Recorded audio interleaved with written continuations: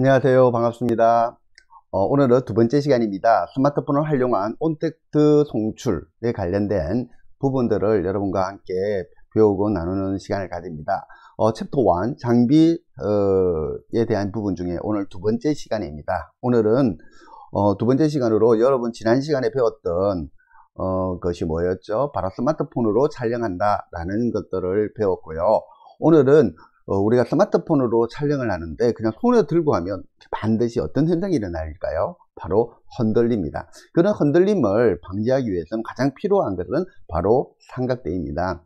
삼각대가 있으면 흔들림 없이 안정적으로 이제 방송을 할 수 있는데요. 기존의 삼각대는 카메라라는 것을 위에 꼭 세워놓고 촬영을 하는데 우리는 카메라가 아니라 뭐로 촬영한다고 했었죠? 지난 시간에. 예, 스마트폰으로 촬영합니다. 스마트폰을 촬영하는 부분에 대해서 여러분하고 어떻게 연결을 하고 그리고 어떻게 해야 되는지에 대해서 이번 시간에는 배우도록 하겠습니다.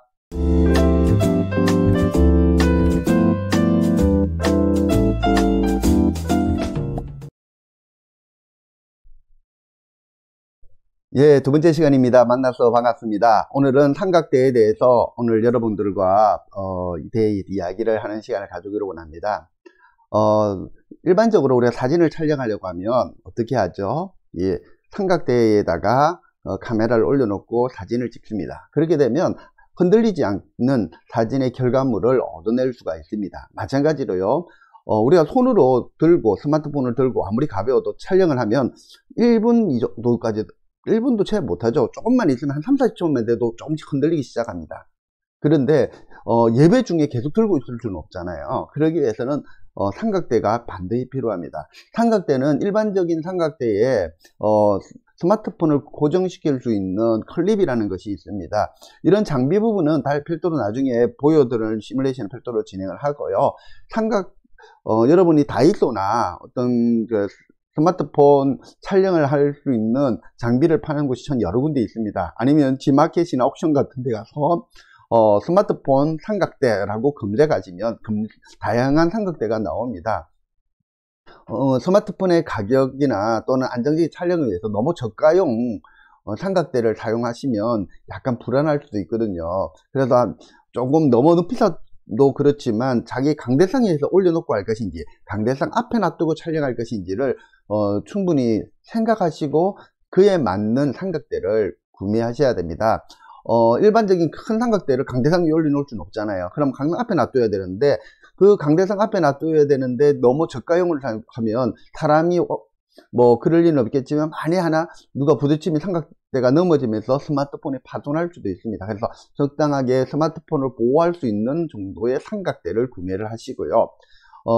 다음에 이야기하겠지만 스마트폰에 조명이 부착된 삼각대가 있습니다.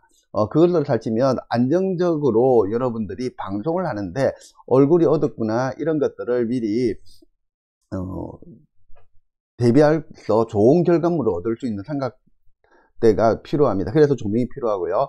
그래서 보통 이제 저가형 삼각대를 사게 되면 스마트폰만 거치하게 됩니다. 그런데 좀 더 가격대가 있는 삼각대를 사시면요, 그게 스마트폰과 함께 무엇을 다르냐면 또 조명을 달게 되고요. 좀 더 나가면 무슨 마이크라든지 다양한 장비들을 부착하게 됩니다. 그렇기 때문에 삼각대는 어느 정도의 무게를 당장 스마트폰만 거치하겠다라고 생각해서 사시면 그것보다 조금 멀리 내다보고 구매하시면 다음에 다른 진짜 스마트폰 외에 DSLR이나 또 다른 카메라를 얹어놓고 촬영할 수도 있으니까 그런 것까지 생각하셔서 꼭 구매하실 때 맞추어서 안정감 있는 장비를 구매하시는 것이 좋을 것 같습니다.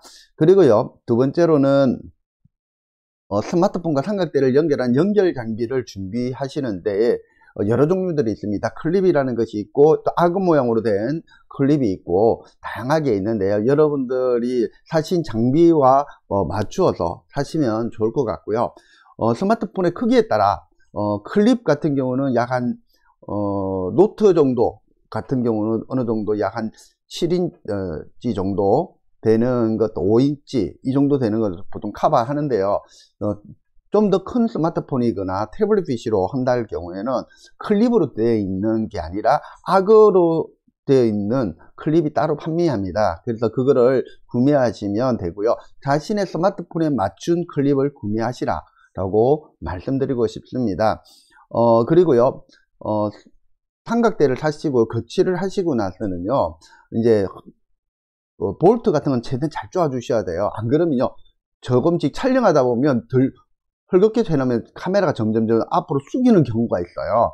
아니면 수평이 맞지 않으면 나중에 촬영해 놓고 나보면 어떤 현상이 일어나냐면 이상하다, 왜 이제 삐딱하지? 라고 하는 경우가 나타납니다. 그렇기 때문에 반드시 이제 고정을 하시는 것은 필수이고요.